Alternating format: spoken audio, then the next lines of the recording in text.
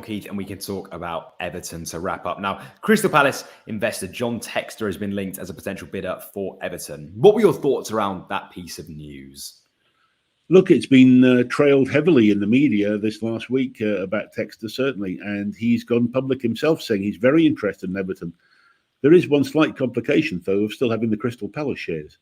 And it's unless he's already done some work behind the scenes and has a buyer ready to step in, then I don't see how that could move quickly. The most obvious situation that could make sense is if MSP moves up, as I've said before, and stabilises the club for this next season, while Textor sorts out his issues around Palace and divests himself of that shareholding.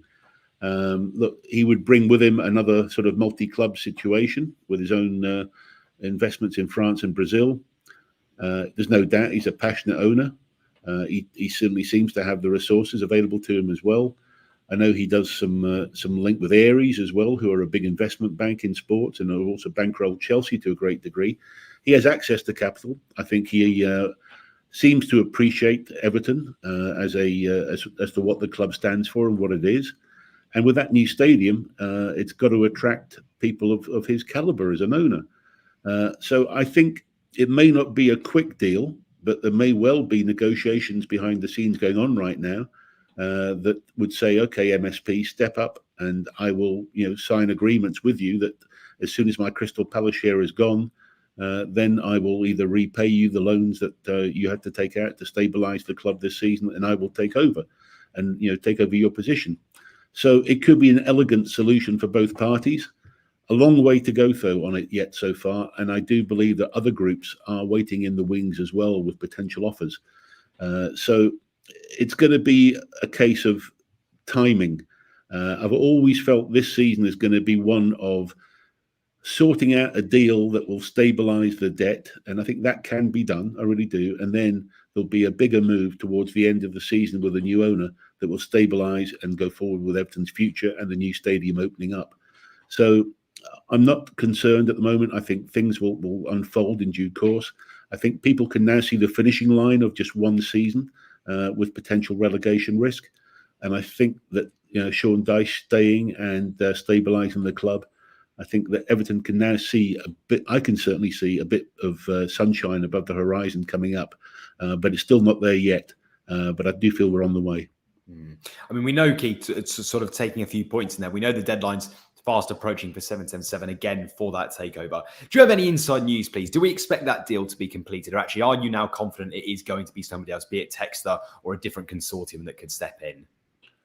They're certainly not dead yet because the date hasn't passed yet, although it's coming up. And I've learned in football and in finance never to be surprised by last-minute situations that do crop up. And they still have a seat at the table. So I'm not prepared to say that they're dead yet by any means. However, my feeling would be that it will be another group, whether it's a blend of Textor and somebody else, or another group that will come and help stabilise the club. I think that's going to be coming up in the next few months, certainly. And Keith, we've discussed before Sean Dyche's potential budget going into the summer. Given this news, the deadline approaching as well, what is your predicted budget for Everton's transfer window this summer? And actually, how many signings do you think the club needs to stabilise for that season to come? It's all going to depend on what they have to do to get rid of the PSR cloud hanging over the club again. We know we got this one other hearing still to go already about the interest payments around the stadium. So that's potentially a points deduction. Hopefully not. I don't believe it should be.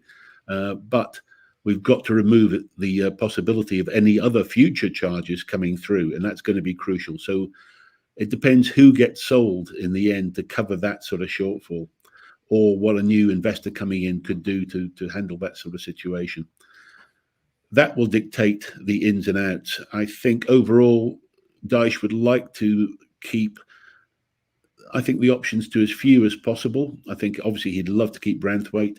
If Calvert-Lewin is to go, then I think there would be another replacement coming in terms of the striker situation.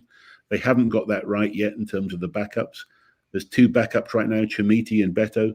Neither of them have really performed to the high quality that you would need to lead the line and to become the regular. Chamiti's got promise, but he hasn't quite done it yet. Beto still has not quite really hit the ground running in terms of being a replacement that you would need to be your number one striker. So that would need to be replaced. I think midfield, Harrison probably coming back, still on loan. I think they'd like to keep. They've got Garner coming back, another 1-year extension. You've got Ashley Young, Seamus Coleman, Dad's Army coming back in again, but still they will do a job for you. So it's all about maintaining Premiership status this season. And I don't think Dyche would like to see too much upset. However, again, I've got to underline, this will be dictated by how we handle any threat of a PSR charge and who we have to sell. And in a buyer's market, we've got to be sure that we get value for those players, and it's going to be very tough this summer. So we'll see what sort of upset the squad will have, but it's all going to be played out certainly in the next few weeks.